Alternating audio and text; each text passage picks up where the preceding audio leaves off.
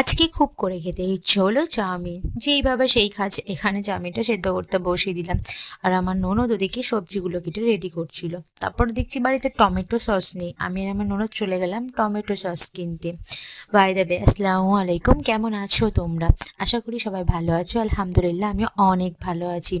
তারপর টমেটো সসটা নিয়ে আমরা বাড়িতে চলে আসলাম, এসে দেখছি চাউমিনটা সেদ্ধ হয়ে গেছে, যেটা আমার শাশুড়ি নামিয়ে রেখেছে। তারপর বাদবাকি প্রিপারেশন স্টার্ট করলাম।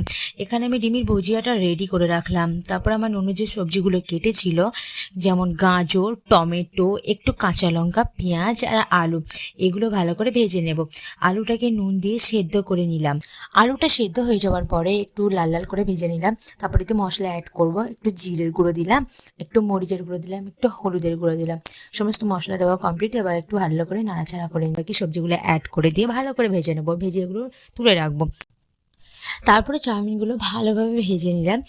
ভেজে নেওয়ার পরে যে ভেজে রাখা সবজি ডিমগুলো ছিল সেগুলো অ্যাড করে ভালোভাবে নাড়াচাড়া করে তার মধ্যে টমেটো সস অ্যাড করলাম। অ্যাড করে ভালো করে মিশিয়ে নিলাম।